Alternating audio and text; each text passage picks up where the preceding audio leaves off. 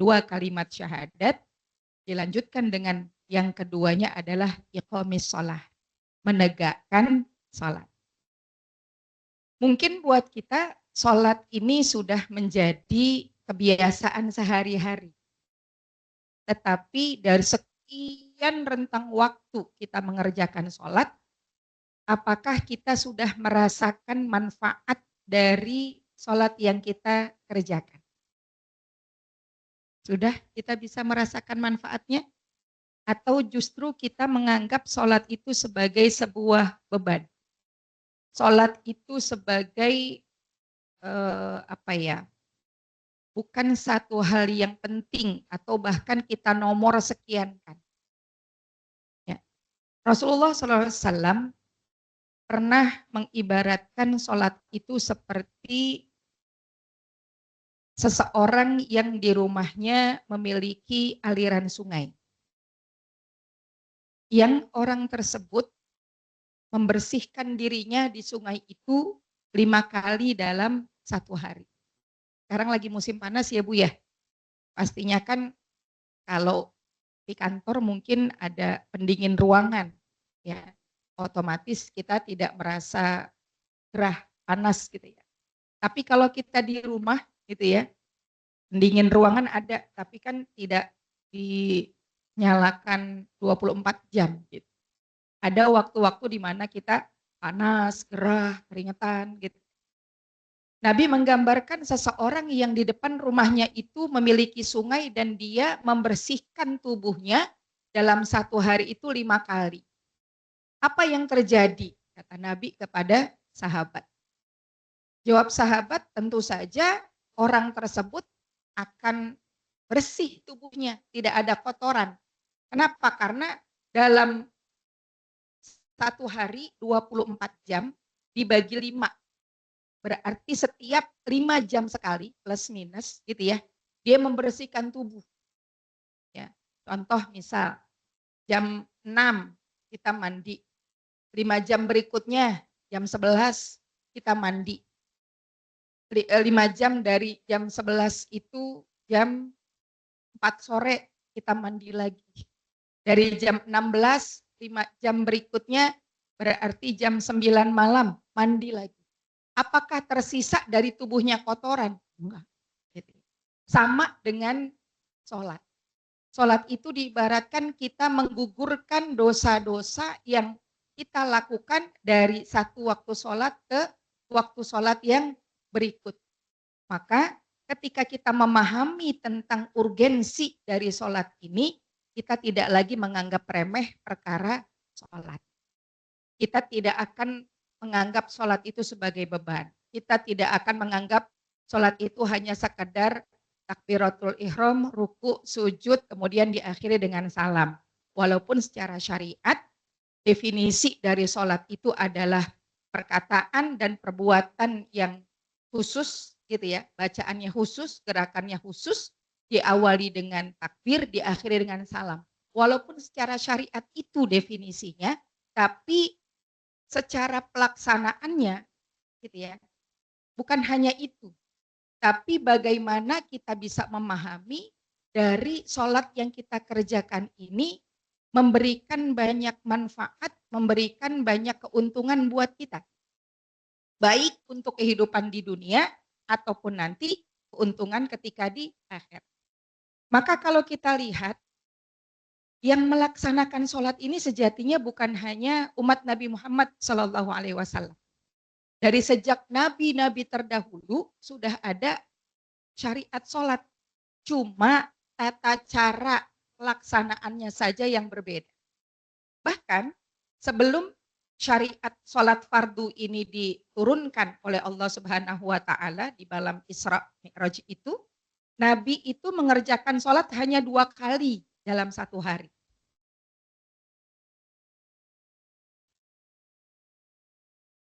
Ke-55. Hanya sholat di waktu pagi, di waktu sore, di waktu malam, awal waktu dan awal hari dan akhir hari. Tetapi seiring berjalannya waktu, gitu ya, kalau kita simak bagaimana perjalanan dakwah Nabi SAW ada periode Mekah, ada periode Madinah. Di detik-detik akhir sebelum Nabi itu hijrah, Nabi mengalami satu peristiwa yang disebut Amul Huzni, tahun kesedihan. Kenapa disebut dengan tahun kesedihan? Karena pada tahun tersebut Nabi ditinggal wafat oleh 2 orang terbaik yang ada dalam kehidupan Rasulullah. Yang pertama adalah Khadijah, istri beliau. Yang kedua adalah paman beliau, Abu Thalib. Nah, dalam 1 tahun yang sama ditinggal oleh 2 orang yang punya support penuh kepada perjalanan dakwah Nabi, tentu saja sedikit memberi goncangan dalam diri Nabi. Maka oleh Allah Subhanahu wa taala diberikanlah satu kesempatan untuk relaksasi lah istilahnya, healing sejenak. Tapi healingnya bukan sekedar healing. Healingnya adalah dicatat oleh Allah Subhanahu wa taala di dalam ayat pertama dari surat Al-Isra. Bismillahirrahmanirrahim. Subhanalladzi asra bi 'abdihi lailan minal masjidil harami ilal masjidil aqsa. Ya. Pada satu malam Nabi bersama dengan malaikat Jibril mengendarai kendaraan buraq berangkat dari Masjidil Haram menuju Masjidil Aqsa untuk kemudian Mi'raj menuju Sidratil Muntaha. Dan pada saat Nabi Mi'raj itulah turun perintah sholat, mengerjakannya sebanyak 50 waktu. Bu, coba kita bayangkan kalau seandainya betul dalam 1 hari kita mengerjakan sholat 50 waktu, rasa-rasanya kita tidak akan sempat untuk istirahat. Ya, karena setiap setengah jam, setiap 30 menit kita sholat.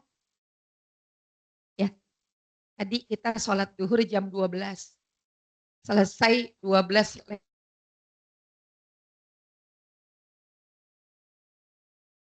12.40, jam 13 sholat lagi, selesai 13.10, 13.30 sholat lagi. Setiap 30 menit, kalau syariat pertama ketika Allah memberikan oleh-oleh kepada Nabi yang untuk umatnya itu betul-betul berlaku, maka kita nggak ada jeda. Dalam 1 hari, dalam 1 pekan isinya sholat terus. Maka ketika perintah pertama kali turun 50 kali dalam 1 hari itu, Nabi bertemu dengan Nabi Sulaiman alaihissalam. Nabi Musa alaihissalam, mohon maaf. Ya. Nabi Musa menyampaikan umatku tidak akan kuat kalau dalam 1 hari 50 waktu. Nabi naik lagi. Turun, diskon. Ya, ketemu lagi dengan Nabi Musa. Nabi Musa mengatakan, umatmu belum sanggup, naik lagi sampai 3 kali. Barulah kemudian dijadikan sholat itu dalam 1 hari 5 waktu. Tetapi sholat yang 5 waktu dalam 1 hari ini, ganjarannya sama seperti kita mengerjakan 50 waktu. Kalau kita belanja gitu ya, buy one, get 5 gitu istilahnya. Ini sholat 5 kali, get bonusnya 50. Asal sholatnya sempurna, rukun, dan syaratnya. Bukan hanya yang sekedar takbir, sekedar ruku, sekedar sujud. Maka nanti ke depannya kita akan betul-betul mengevaluasi apakah gerakan sholat kita, apakah bacaan sholat kita, apakah hal-hal yang menjadikan sholat kita itu diterima, misal dari toharohnya gitu ya, dari wudhunya, dari istinjanya, itu sudah sempurna, sudah sesuai atau belum. Karena ketika satu ibadah itu dikerjakan sementara rukun penyanggahnya tidak juga disempurnakan, maka ibadah tersebut juga punya pengaruh dari keabsahannya. Dalam kaidah fikih dikatakan mala yatimul wajibu illa bihi fahuwa wajib. Ya. Dan untuk hari ini kita hanya baru akan nyerempet dikit. Ya. Kenapa? Karena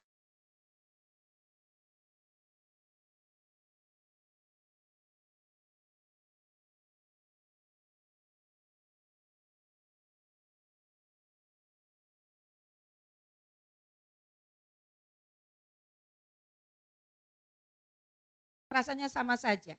Atau bahkan naudzubillah min syarri dzalik, sebelum sholat kemerungsung, setelah sholat lebih kemerungsung. Gitu. Harusnya kan enggak. Karena Nabi itu pernah menggambarkan ketika beliau dalam keadaan penat, ya, banyak urusan umat yang harus beliau selesaikan, beliau panggil sahabat terbaik beliau yang bernama Bilal. Apa kata Nabi SAW? Arih Nabi Sholah ya Bilal. Bilal itu terkenal dengan sebutan muadzin. Ya. Jadi karena Nabi sudah saking penatnya gitu ya, beliau minta Bilal untuk adzan, dilanjutkan dengan sholat. Nah, pertanyaannya kita, ya teman-teman di kantor, ketika dikejar deadline, ketika dikejar laporan, ketika dikejar bla bla bla bla, gitu ya, apakah juga sama seperti Nabi, gitu ya? Ketika kita nih ibu-ibu rumah tangga memasuki akhir bulan, gitu ya, dengan banyak tagihan bla bla bla bla. Apakah ketika kita sudah dalam kondisi seperti tersebut, kita akan melakukan apa yang dilakukan oleh Rasulullah? Sholat. Kan kayaknya enggak ya.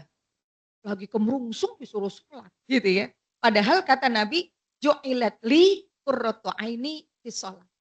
Dijadikan oleh Allah bagiku penyejuk hati melalui sholat. Jadi sebetulnya bukan kita yang butuh sholat. Tapi dari sholat itulah yang memberikan ketenangan jiwa kepada kita. Maka di dalam surat Al-Mu'minun itu kan dikatakan, a'udzubillahi minasyaitonirrajim, qad aflahal mu'minun alladzina hum fi sholatihim khasyi'un. Orang yang mampu melaksanakan sholat dengan khusyuk, dia akan mendapatkan kemenangan. Pertanyaannya sekarang, kok saya sampai sekarang belum merasa jadi pemenang gitu ya? Berarti kan ada yang apa? Ada yang kurang gitu. Kurangnya di mana? Ayo sama-sama kita cek. Dari bab toharohnya, kemudian dari pemahaman kita terhadap sholatnya. Mungkin dulu gitu ya, atau mungkin sampai sekarang kita mengerjakan sholat karena memang ya dari dulu, dari kecil disuruh sholat oleh orang tua. Gitu. Jadi belum muncul dari kesadaran pribadi bahwa sholat ini adalah sebuah kewajiban kedua setelah kita mengucapkan kalimat syahadat. Maka yang kita rasakan, sholat itu hanyalah ritual. Sholat itu hanya ya biasa aja. Tidak ada daya tarik dari satu waktu sholat ke waktu sholat berikut. Terlebih lagi gerakan sholatnya, bacaan sholatnya ya itu saja. Itu contoh misal. Setelah rukun Al-Fatihah itu kan ada namanya sunnah membaca surat pilihan. Kebanyakan kita memilih suratnya surat yang sudah hafal di luar kepala. Tidak ada yang diingat artinya, karena kan di luar kepala. Gitu ya. Kita lebih memilih triple full. Qul huwallahu ahad, qul a'udzu birabbil falaq, qul a'udzu birabbin nas, qul ya ayyuhal kafirun, itu saja. Sehingga tadi ketika masuk waktu sholat subuh, kita bacanya itu. Masuk waktu sholat duhur, bacanya itu. Masuk sholat asar, itu lagi. Jenuh, bosen. Itu yang kita rasa. Tapi ketika kita menganggap sholat ini adalah sebuah ghidha'ur ruh, makanan untuk roh kita, penyemangat untuk kita bisa melaksanakan kewajiban kita sebagai seorang muslim, maka yang kita hadirkan adalah, aduh kok belum masuk waktu zuhur ya, kok lama ya, emang kenapa? Pengen sholat, kayaknya udah, gak tahan gitu. Kita belum kayak gitu ya Bu ya, sebaliknya, Allahu Akbar Allah, ya Allah, udah zuhur lagi, ini kerjaan belum selesai gitu. Ketika masuk waktu asar, hayya sholat, ya Allah, udah asar lagi gitu ya. Merasa panggilan sholat itu sebagai sebuah beban, bukan sebagai sebuah kebutuhan. Maka dikatakan ya. Sholat itu menjadi ibadah fisik yang paling utama. Ya, kalau kita tarik ke sisi medis, sisi kesehatan, gitu ya. Ada gerakan-gerakan yang itu membuat tubuh kita jadi melakukan apa itu istilahnya? Ya kan dari berdiri, kemudian kita mengangkat tangan, kemudian kita ruku gitu ya. Itu kan sama seperti gerakan pada saat kita olahraga, olahraga ringan. Pasti ini usianya sama kayak saya nih. Dulu kita waktu SD senam SKJ, ya Bu ya. Senam SKJ kan kurang lebih plus minus seperti itu, gitu ya. Kalau kita lihat dari sisi fisik, sholat itu mengajarkan kita untuk memiliki tubuh yang sehat. Qawiyul jismi, badan yang kuat, gitu ya. Orang yang diberikan keterbatasan, dia tidak akan bisa menyelesaikan sholat dengan baik dan benar. Contoh, orang-orang tua kita yang sudah memiliki keluhan di kaki, ya, orang-orang yang takdir Allah obesitas, ya, ada rukun sholat yang tidak bisa mereka lakukan dengan sempurna. Mereka tidak bisa sujud. Kenapa? Karena tadi lututnya sudah apa itu istilahnya pengapuran gitu ya. Atau ketika mereka harus duduk di antara dua sujud gitu ya, mereka sudah tidak bisa lagi duduk secara sempurna. Akhirnya dibantu dengan kursi gitu ya. Sujudnya berarti dalam keadaan duduk di atas kursi yang apa namanya gerakan sujudnya itu lebih rendah daripada gerakan rukuknya. Kalau memang dia juga tidak bisa rukuk secara sempurna. Gitu ya. Berarti kan ada apa? Ada kekurangan. Tapi buat kita yang alhamdulillah kondisi tubuhnya sehat gitu ya. Itu luar biasa. Ketika biasanya kepala ini ada di atas gitu ya. Pada saat kita sujud terbalik. Kepala justru ada di bawah. Berarti apa? Ada aliran darah yang mengalir gitu ya. Yang mengalir lancar gitu. Kalau biasanya di atas ini mungkin pasokan betul, pasokan oksigennya agak sedikit berat gitu ya untuk naik. Tapi ketika dia ada di bawah, maka luar biasa. Maka dikatakan posisi pada saat kita sujud itu adalah menjadi waktu terbaik. Buat siapa? Buat seorang hamba untuk mengakui kelemahan dirinya di hadapan Allah Subhanahu wa Ta'ala. Ada seorang sahabat pernah bertanya kepada Rasulullah, ayyul amali afdal? Wahai Nabi, dari sekian banyak amal, apakah amal yang paling utama? Kata Nabi, as-sholah. Lantas setelah sholat, apalagi ya Rasulullah yang lebih utama? Nabi menjawab lagi, as-sholah. Setelah sholat, ya Nabi, iya. Anda sudah menjawab amal terbaik, sholat.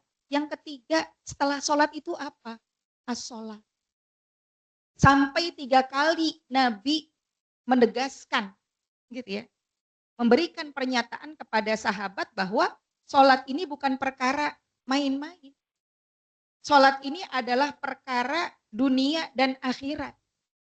Sholat ini menjadi cerminan bagi seorang muslim dari semua sisi. Ya, maka seorang sahabat yang bernama Utsman bin Affan radhiyallahu an, beliau pernah mengutip salah satu hadis yang disebutkan oleh Nabi, barang siapa menyempurnakan wudhu sebagaimana yang diperintahkan Allah. Ini nanti bab wudhu rame lagi nih. Karena kebanyakan kita perempuan itu kan pakai make up ya. Mungkin kalau yang di sini make upnya make up yang dasar. Tapi banyak teman-teman di luar itu yang make upnya panjang kali lebar kali tinggi sama dengan luas. Gitu ya. Nah, dalam hal kita berwudu, yang wudu itu menjadi syarat sahnya ibadah sholat kita. Anggota wudu itu ada berapa, Bu? Rukun wudu ada berapa, Bu? Faghsilu wujuhakum wa aydiyakum ilal marafiq wamsahu biru'usikum wa arjulakum ilal ka'bain. Total jenderal 6. Diawali dengan niat, diakhiri dengan tertib. Yang pertama niat, yang kedua membasuh muka. Kita orang perempuan, mukanya itu kebanyakan dempul. Iya Bu. Tempel apa? Tempel apa? Tempel apa? Yang mata lain, yang di bawah mata lain, yang bibir lain, yang alis lain. Itu ya. Pertanyaannya ketika mau sholat, pada saat dia berwudu, make up yang digunakannya tahan air atau tidak? Ketika dia tahan air, berarti dia tidak bisa menyempurnakan rukun wudhu pada area wajah. Sehingga menyebabkan apa? Wudhunya tidak sah. Kenapa? Karena pada bagian alis, ya dia pakai apa itu namanya Bu? Kalau buat alis Bu, biar alisnya hitam. Apa Bu namanya? Ibu gak pernah pakai juga ya Bu? Kalau teman-teman kita yang ini tahu nih namanya ya. Pensil alis. Nah, pensil alis itu kan macam-macam. Kalau dia pensil alis yang waterproof, yang dia tahan air, berarti ketika kita mengusap, membasuh wajah, membasuh air ke wajah pada saat wudhu, bagian area alis ini air nggak masuk. Dan kita tahu alis ini adanya di wajah. Ke mata, karena bulu matanya nggak lentik, pakailah maskara. Maskaranya waterproof atau tidak? Kalau ternyata maskaranya waterproof, berarti apa? Sama, menghalangi masuknya air wudhu ke area wajah, menyebabkan wudhunya juga menjadi tidak sah. Maka tadi dikatakan oleh sahabat Utsman bin Affan mengutip perkataan dari Nabi, barang siapa yang menyempurnakan wudhu tadi itu penghalang-penghalang untuk sampainya wudhu ke anggota wudhu itu ketika sudah kita selesaikan, ya, maka sholat 5 waktu subuh, zuhur, asar, maghrib, isya itu menjadi penghapus dosa dari satu waktu sholat ke waktu sholat yang berikut. Maka berhati-hatilah. Kata Allah, fawailul lil musallin. Dalam surat apa Bu? Al-Ma'un. Ada door prize nggak sih ini? Nggak ada ya. Ya. Kalau ada door prize, silahkan menghubungi panitia. Ya. Padahal kita sudah sholat, ya, mengerjakan rukun Islam yang kedua. Tapi kenapa oleh Allah tetap dikatakan fawailul lil musallin? Celaka bagi orang yang sholat. Ternyata sholatnya apa? Alladzina hum an sholatihim sahun. Mereka yang meremehkan sholat. Tadi wudhunya asal-asalan. Kemudian gerakan sholatnya juga tidak sempurna, gitu ya. Atau mengerjakan sholatnya malas-malasan, suka mentakhir. Baru juga 12:30. Baru adzan. Kan nanti asarnya masih jam 3, masih luas waktunya, gitu ya. Atau mereka yang meremehkan sholatnya karena apaan sih sholat? Kita lagi banyak proyek juga, kita juga lagi banyak kerja, sholat gitu ya. Itu masuk kategori fawailul lil musallin. Diancam oleh Allah dengan neraka wail. Ya, jadi bukan berarti kita yang sudah sekian puluh tahun mengerjakan sholat ini merasa aman ya, belum tentu. Waliyazubillah, semoga kita tidak termasuk dalam kategori alladzina hum an sholatihim sahun, gitu ya. Yang menganggap sholat itu hanya sekedar ya begitu saja, gitu ya. Maka buat kita agar kita bisa melaksanakan sholat dengan baik dan benar, sebagaimana yang dikatakan oleh Allah di dalam salah satu suratnya, inna sholata tanha anil fahsya'i wal munkar, gitu ya. Ketika sholat itu sudah dilaksanakan dengan baik dan benar, sejatinya hasil yang kita dapatkan adalah kita menjadi pribadi yang khairu ummah, Bagaimana yang disebutkan oleh Allah, kuntum khaira ummatin ukhrijat linnasi ta'muruna bil ma'rufi wa tanhauna 'anil munkar. Ya. Inna sholata tanha 'anil fahsya'i wal munkar. Setiap melihat peluang untuk melakukan kemaksiatan, seperti ada yang mengingatkan. Contoh terbaik lagi-lagi baginda Nabi.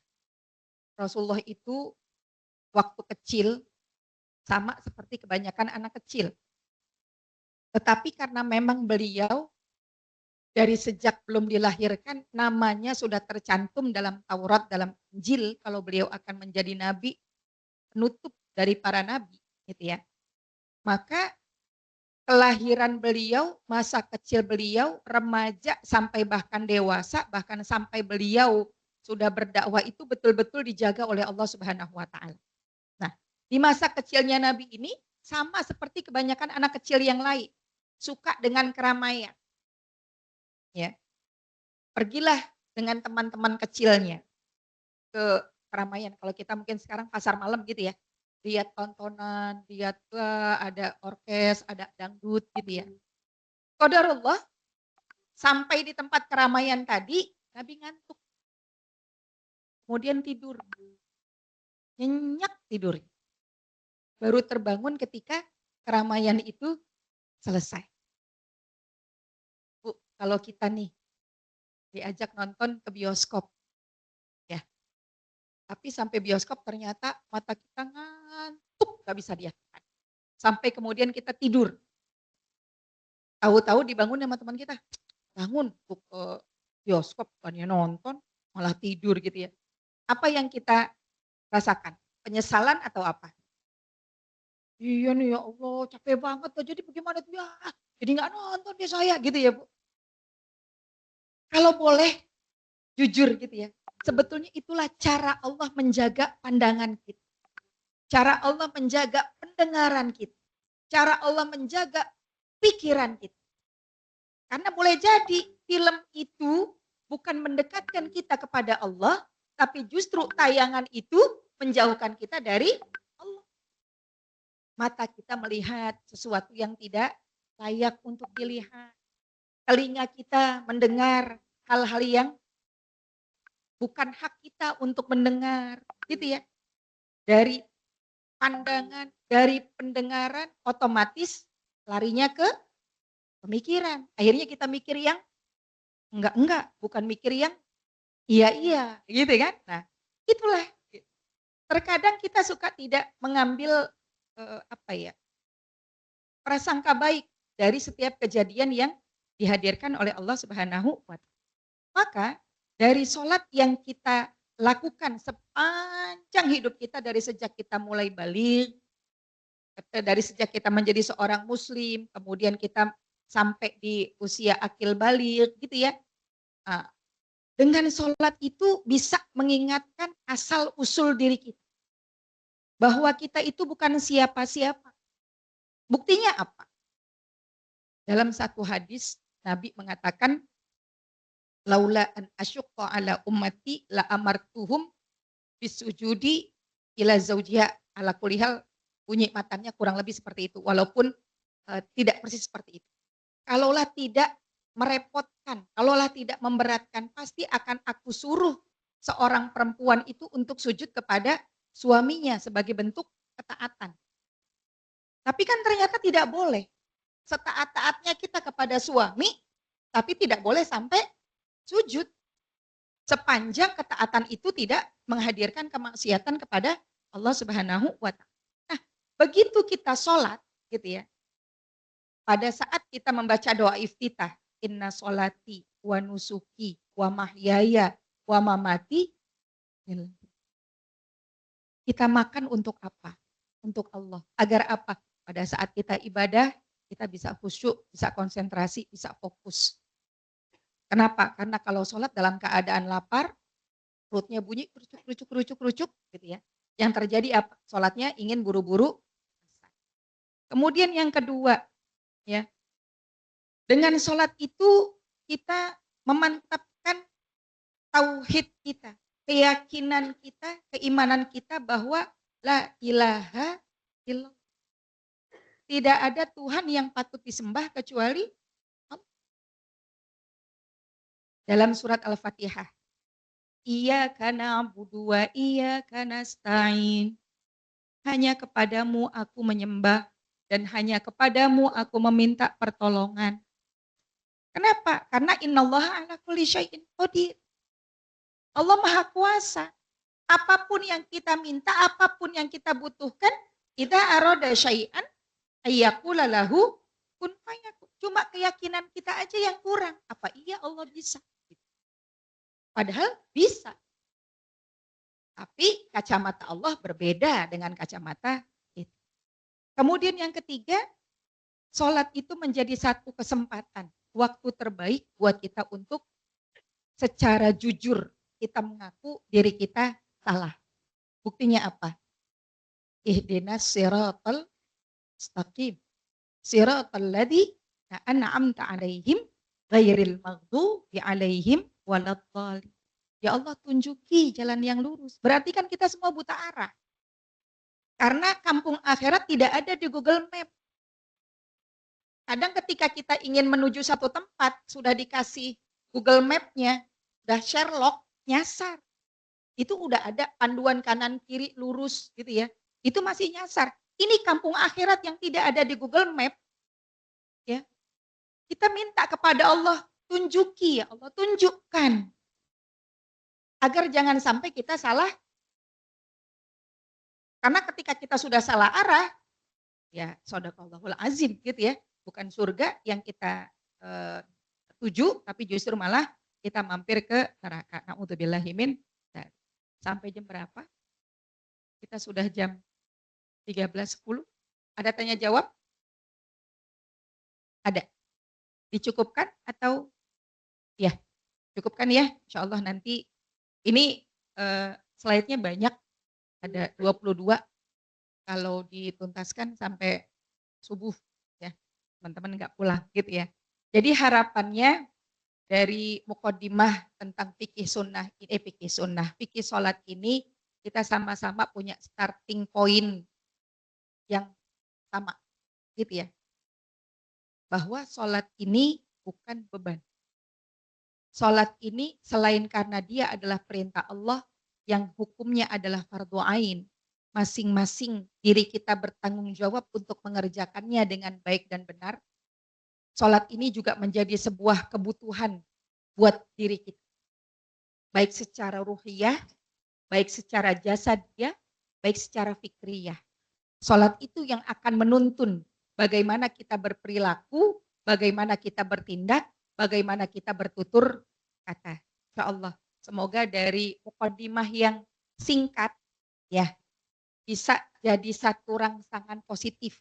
Karena nantinya akan kita temukan pada saat kita sudah masuk ke rukun sholat, pada saat kita sudah masuk ke sunnah sholat, itu nanti akan kita temukan hal-hal yang, oh ternyata begitu ya. Karena ketika kita bicara fikih, pasti tidak bisa satu kata. Karena pastinya ada pendapat A, pendapat B, pendapat C. Ya. Kalau urusan fikih, pasti dia punya furu'. Tapi kalau untuk urusan tauhid, tentang masalah kewajiban sholat, ittifaq semua ulama mengatakan wajib fardhu ain. Gak ada yang bilang sholat kan buat yang hanya waktunya senggang aja, enggak. Sholat kan buat yang mereka sehat aja, enggak. Kan kita kalau lagi bepergian boleh kita meninggalkan sholat. Iya, meninggalkan sholat boleh, tapi nanti dijamak di qashar. Ada namanya fikih musafir. Sholat musafir.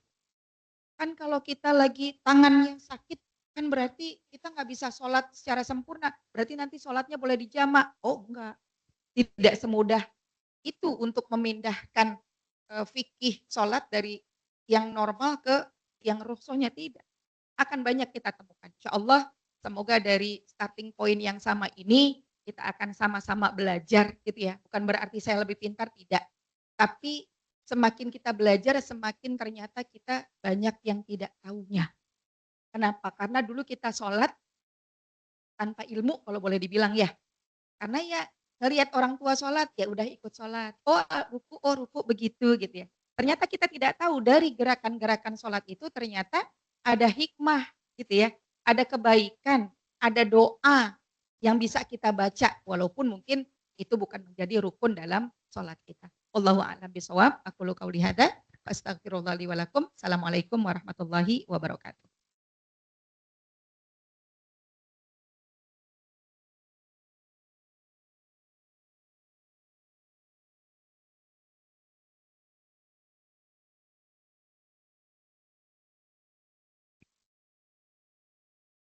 Selanjutnya kita beranjak pada sesi diskusi. Bagi muslimah yang hadir secara offline bisa disampaikan dengan mengangkat tangan, bagi yang online bisa memanfaatkan fitur raise hand atau kolom chat. Baik, dari yang offline terlebih dahulu, apakah ada yang ingin bertanya?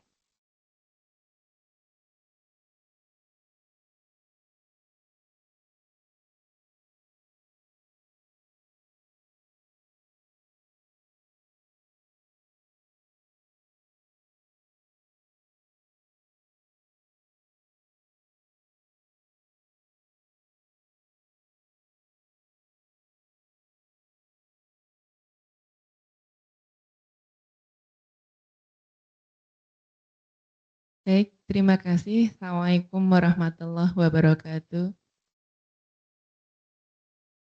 Izin Ustazah, adakah tips agar tidak lupa? Karena semakin tua itu kok rasanya sering lupa ini rakaat keberapa gitu. Jadi tips untuk agar khusyuk dan tidak lupa. Terima kasih.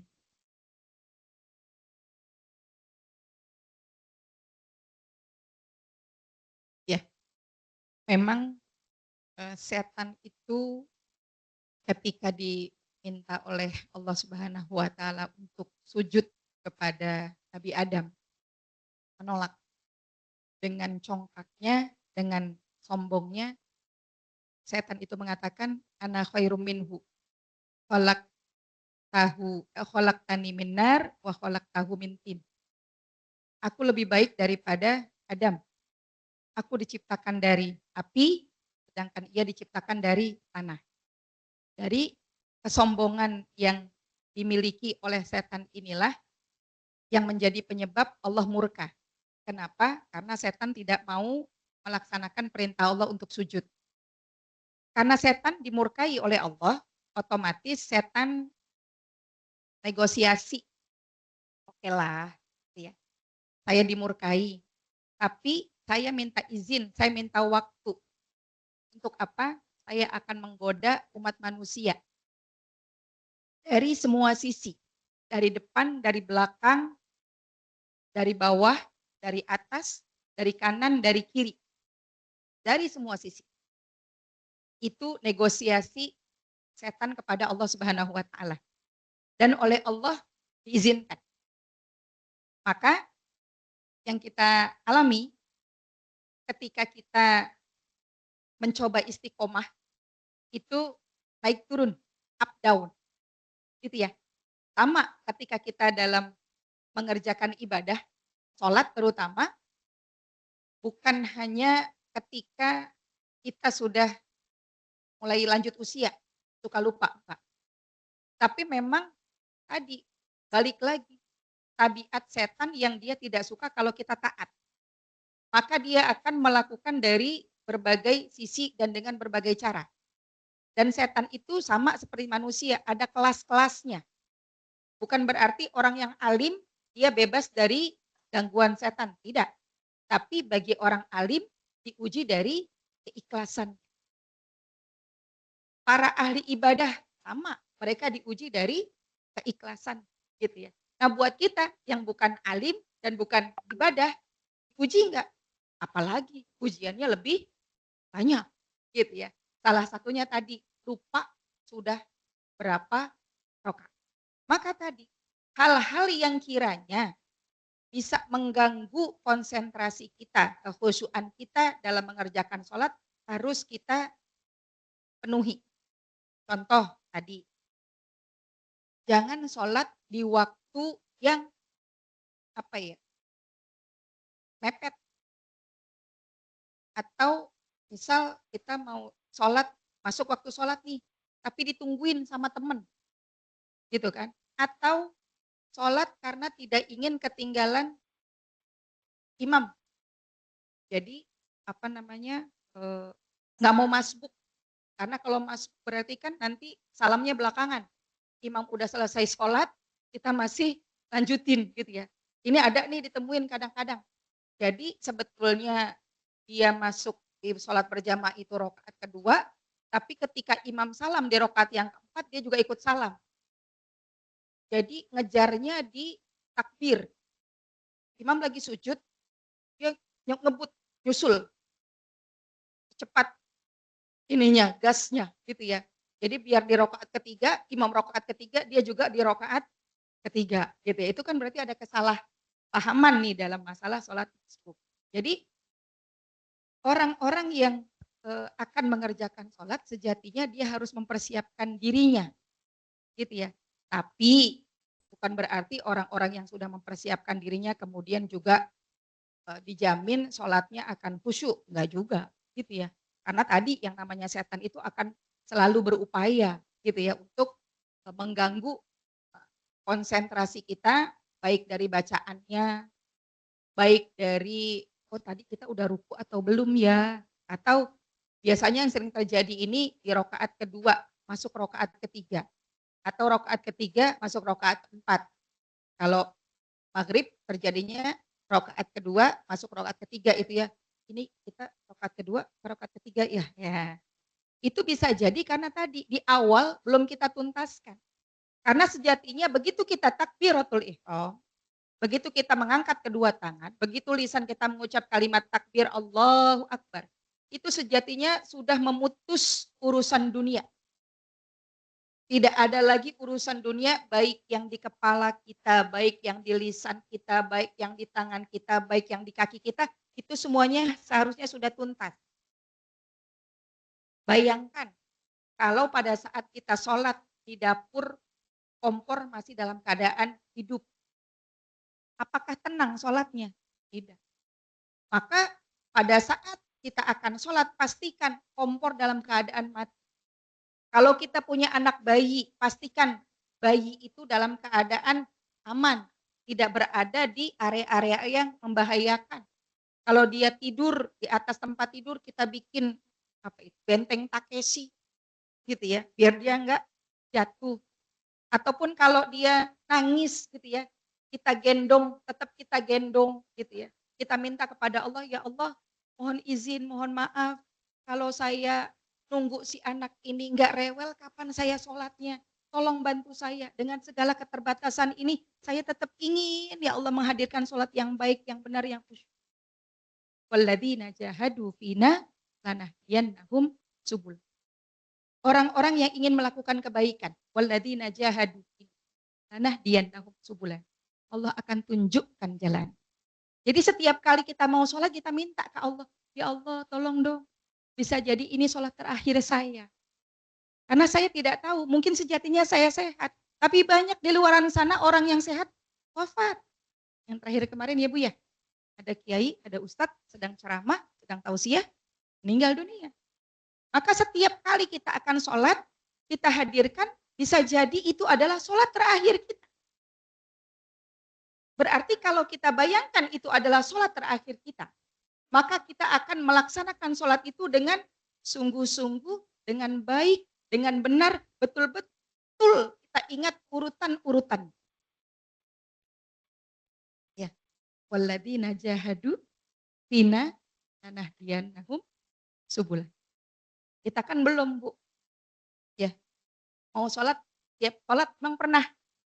Jangan-jangan nih sholat terakhir saya nih, pernah enggak? Gitu. Akhirnya apa? Ya sholat kita jadi ya tadi hanya sekedar ritual. Tapi kalau coba kita hadirkan, bisa jadi ini sholat terakhir saya, bisa jadi ini bacaan Al-Quran terakhir saya, bisa jadi ini infak sodako terakhir saya. Maka ketika kita mengerjakan amalan itu, kita akan mengerjakan yang ahsanu amalan. Amal yang paling baik bukan sekedar mengerjakan. Maka kita akan usolli dengan baik. kita akan takbiratul ihram dengan baik, kita akan membaca suratul Fatihah dengan tartil, kita akan memilih surat pilihan, bukan sekadar kul kul kul kul, tapi kita ambil Al-Baqarah. Al-Baqarah, Alif Lam Mim, Allahu Akbar. Gitu ya. Tuh. Jadi sama Bu, bukan hanya ibu yang suka lupa rakaat. Saya pun juga. Ya tadi, karena tadi kesibukan kita, banyaknya urusan kita gitu ya. Dan kurangnya kita mempersiapkan diri untuk mengerjakan sholat itu yang menjadi salah satu penyebab kenapa pada saat kita sholat banyak terjadi gangguan. Yuk kita hafalkan jadwal sholat sebagaimana di bulan Ramadan. Yang paling hafal di bulan Ramadan waktu sholat maghrib. Kan kita persiapkan tuh Bu ya, gelas minumannya, makanan besarnya, takjilnya. Sekarang coba untuk waktu sholat, apakah sudah kita persiapkan? Mukena yang akan kita gunakan, apakah mukena terbaik? Yang betul-betul mukena itu kita pakai nyaman, wangi, bersih, betah berlama-lama mengenakan mukena. Atau justru kita pakai mukena yang cuman sholat ini gitu ya. Maka ketika kita gitu ya, kita sudah meremehkan. Karena tadi ketika sholatnya ala kadar. Kita tahu zuhur jam 12, berarti sebelum jam 12 kita upayakan semua pekerjaan itu diselesaikan walaupun belum selesai. Nanti dilanjutkan ya, kamu baik-baik di sini diam-diam. Nanti selesai sholat zuhur, saya selesaikan. Kalau kita kan belum. Adzan sudah berkumandang, qomat sudah dikumandangkan, kita masih belum selesai. Kalaupun datang ke masjid, ternyata sudah rakaat ketiga. Gitu ya. Tadi balik lagi, imamnya salam, kita pun juga pengen salam bareng dengan imam. Wallahu a'lam bishawab.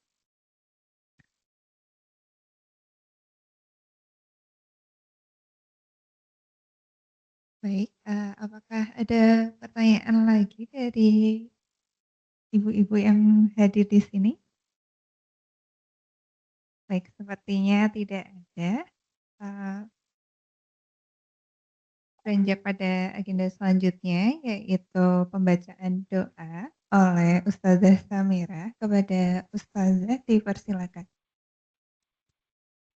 Ya, baik, karena waktu jualah gitu ya yang memisahkan kita. Semoga rehat sejenak kita di masjid sambil kita niatkan iktikaf ini membawa kebaikan buat kita bersama, sambil kita nawaitu, ya Allah kalau Engkau izinkan saya nanti bisa sampai ke waktu asar. Tolong bimbing saya untuk bisa mengerjakan sholat asar dengan baik.